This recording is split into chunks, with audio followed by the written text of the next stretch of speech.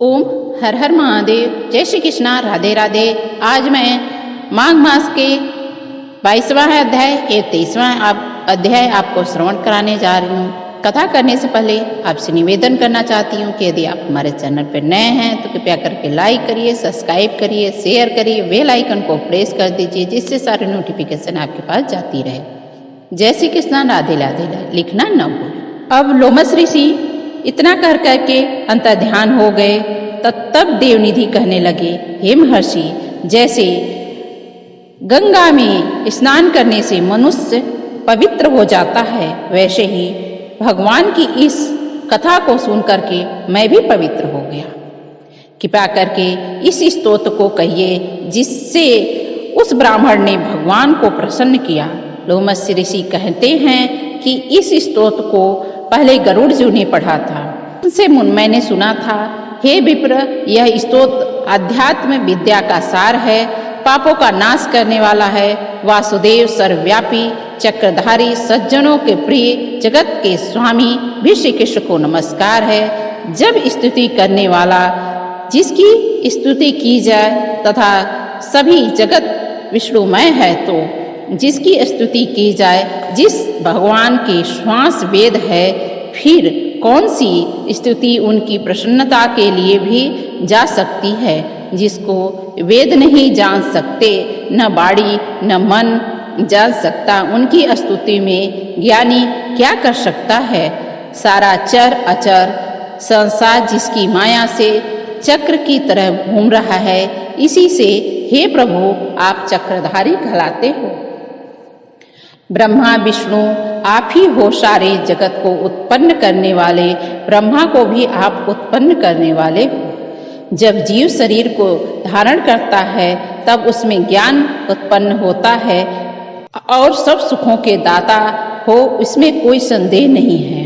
आपसे संपूर्ण सुखों को देने वाली बुद्धि उत्पन्न होती है।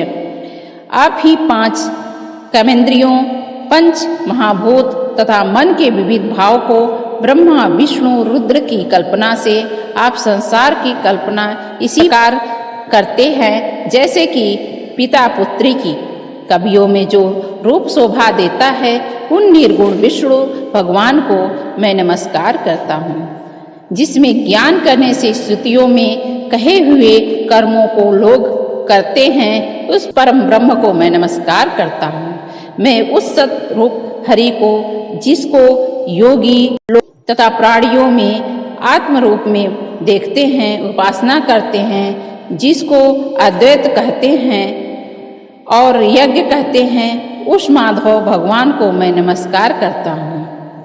मनुष्य को माया तथा मोह में पैदा हुए विचित्र आभास, अहंकार तथा ममता को जानकर खो देती है, उस भगवान को मैं नमस्कार करता हूँ।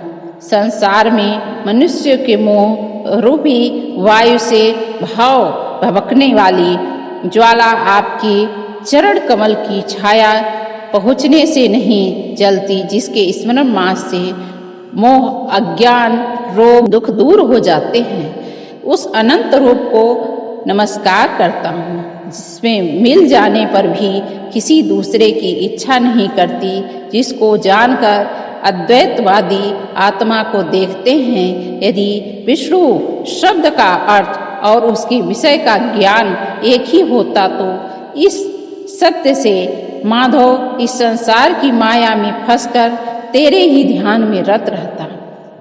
यदि वेदांत दर्शन में भगवान सारे संसार में व्याप्त हैं, तो इसी सत्य से भगवान में भरी हुई निर्विघ्न भक्ति हो।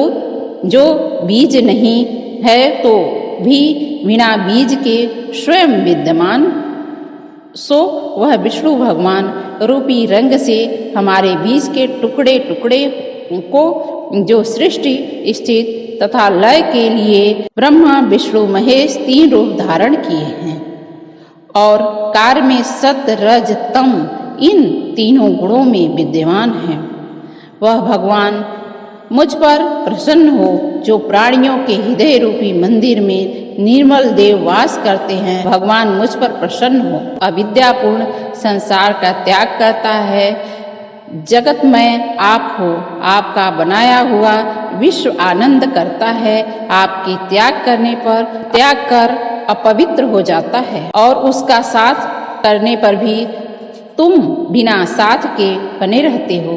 विकार रहित उसके चावार्क पंचभूत योग से पैदा हुए चैतन्य मानते हुए उपासना करते हैं। जैन लोग आपको शरीर का परिणाम मानते हैं और सांख्यवादी तुम्हीं को प्रकृति से परे मनुष्य मानकर ध्यान करते हैं।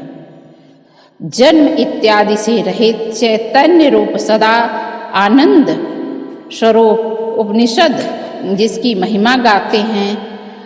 आकाशादि पंच महाभूत देह मन बुद्धि इंद्रियां सब कुछ तुम ही हो, तुमसे अलग और कुछ भी नहीं है।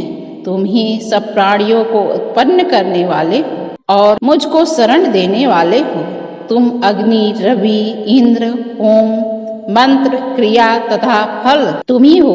कर्म के फल देने वाले वैकुंठ तुम्हारे सिवा कोई नहीं है।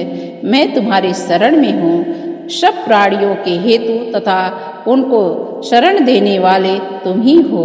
जैसे युवा पुरुष की युवती की युवा में प्रीति होती है, वैसे ही मेरी प्रीति तुम में है।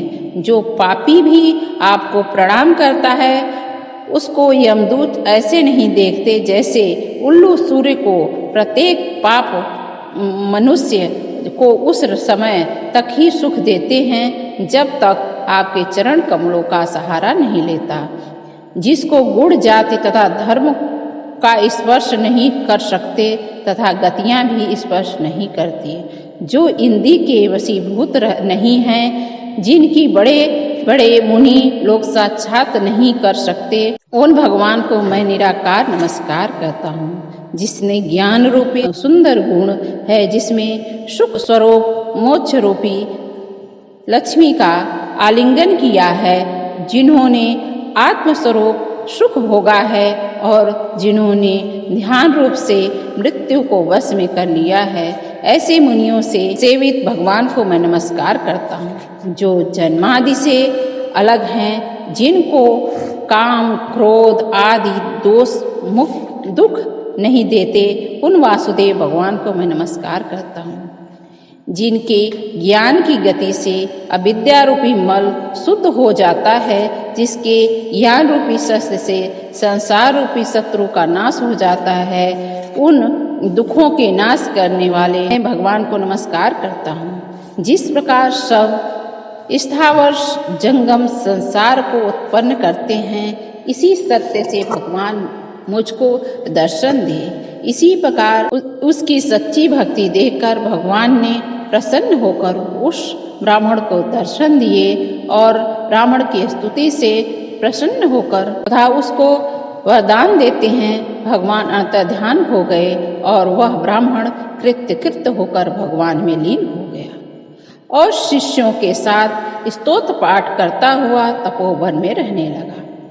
जो कोई स्तोत्र को पढ़ता है और सुनता है, उसकी बुद्धि पाप में नहीं लगती, न ही बुरा फल देखता है। इसके कीर्तन से मनुष्य की बुद्धि मन तथा इंद्रियां स्वस्थ होती हैं। जो भक्ति पूर्वक इसके अर्थ को विचार और इसका जप करता है, वह वैष्णव पद को प्राप्त हो जाता है। इसके सदैव पढ़ने से मनवांछित कार्य सिद्ध हो जाते हैं। सुपुत्र पाता है तथा धन पराक्रम चिरायु प्राप्त करता है। इसके पाठ से बुद्धि धन यश कीर्ति ज्ञान तथा धर्म बढ़ते हैं। दुष्ट ग्रहों की शांति होती है। वह व्याधियों व अनिष्टों को दूर करता है, दुर्गति से तारता है। इसके पढ़ने से सिंह व्याघ्र चोर भूत देव पिशाच और राक्षस भय नहीं करता। जो भगवान का पूजन करके इस स्तोत्र को पढ़ता है, वह पापों से ऐसे ही अलग रहता है जैसे जल पक से पंकज। जो इस स्तोत्र को 1 काल 2 काल या 3 काल पढ़ता है, वह अच्छे फल प्राप्त कर लेता है। जो मनुष्य प्रातः काल इस स्तोत्र का पाठ करता है, वह इस लोक में और परलोक में अच्छे सुख को प्राप्त करता है। देवदूती का बनाया हुआ यह स्तोत्र भगवान को अत्यंत प्रिय है और भगवान के दर्शन कराने वाले योग सागर नाम का यह स्तोत्र परम पवित्र है। जो भक्तिपूर्वक इसको पढ़ता है वह विष्णु लोक को जाता है। वह पिचास मोक्ष की कथा कहते हैं। आइए हम लोग माघ मास के 23वें अध्याय की तरफ चलें। लोमस ऋषि कहने लगे कि जिस पिचास को वेद द्रुति ने मुक्त किया वह पहले द्रविड़ नगर में चित्त नामक राजा था। वह बड़ा सूरवीर, सत्यपरायण तथा पुरातनों को आगे करके यज्ञ करता था। दक्षिण दिशा में उसका राज्य था और उसके कोष धन से भरे हुए थे। उसके पास बहुत से हाथी, घोड़े और रथ थे। वह अत्यंत शोभा को प्राप्त होता था। बहुत सी स्त्रियों के साथ क्रीड़ा करता था और अनेक यज्ञ उनमें किए थे। वह नित्य अतिथियों की पूजा करता था। वह शस्त्र विद्या निपुण था। ब्रह्मा, विष्णु, महेश तथा सूर्य की पूजा सदैव किया करता था। वह जंगल में भी स्त्रियों से घिरा हुआ क्रीड़ा करता था। एक बार वह पहाड़ियों के मंदिर में गया और वेदहीन भस्म लगाए महात्मा बने हुए पाखंडियों से उस राजा की बातचीत हुई। पाखंडियों ने कहा कि हे राजन, शैव धर्म की महिमा सुनो। इस धर्म के प्रभाव से मनुष्य पाप को काटकर मुक्त हो जाता है। सब वर्णों से शैव मत भी मुक्ति देने वाला है। शिव की आज्ञा के बिना ज्ञान, यज्ञ और तपो से कुछ नहीं बनता। शिव का सेवक होकर भस्म धारण करने, जटा रखने से ही मनुष्य मुक्त हो जाता है। जटा धारण करने तथा भस्म लेपन से ही मनुष्य शिव के समान हो जाता है। उसके बराबर कोई पूर्ण नहीं है। जटा भस्म धारण किए हुए सभी योगी शिव के सदृश होते हैं। अध, जड़, नपुंसक तथा मूर्ख सब जटा से ही पहचाने जाते हैं। शुद्ध वर्ण के शय ही पूजनीय हैं। विश्वामित्र क्षत्रिय होकर तप से ब्राह्मण हो गए। वाल्मीकि चोर होकर उत्तम ब्राह्मण हो गए। अतएव शिव पूजन में किसी बात का विचार नहीं है। तब से ही ब्रह्मत्व प्राप्त होता है, जन्म से नहीं।